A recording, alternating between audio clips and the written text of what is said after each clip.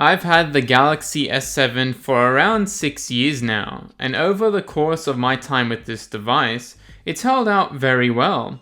In fact, for the most part, this phone still does the average tasks like watching videos and downloading files just fine.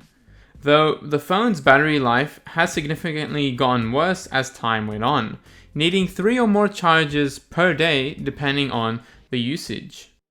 It also does this thing where it occasionally disconnects from Wi-Fi on its own, sometimes for an unnecessarily long amount of time, as well as the phone getting very hot very quickly from small tasks.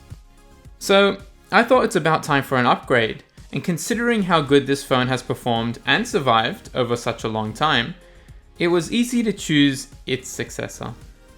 Introducing the Galaxy S22. Was it worth the upgrade? Let's find out. Alright, well, I've always wanted to do this.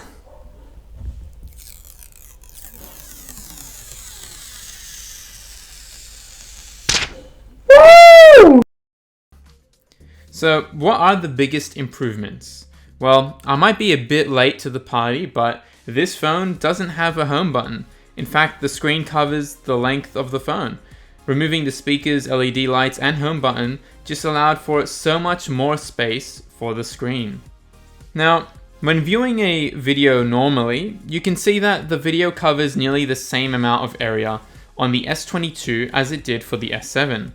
This does make the viewing experience very similar, even with the S7 having much bigger bezels than the S22.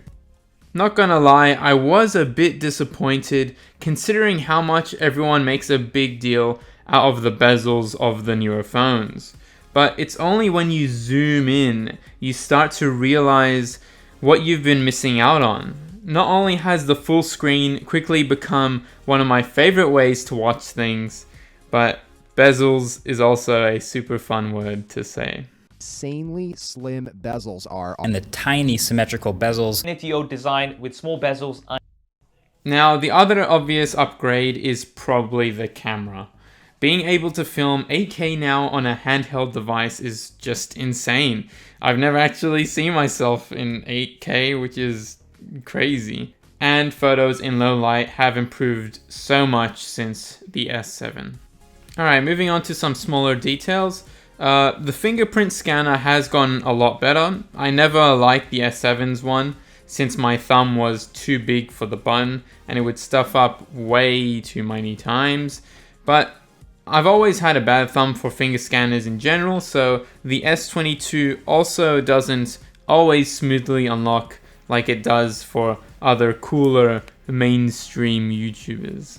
Another small thing, but I'm also going to miss the LED light notification on the S7, but I did get this app which gives the S22 the same functionality around its camera hole, so it's no real problem. And I finally don't have to worry about my battery dying whenever I go out.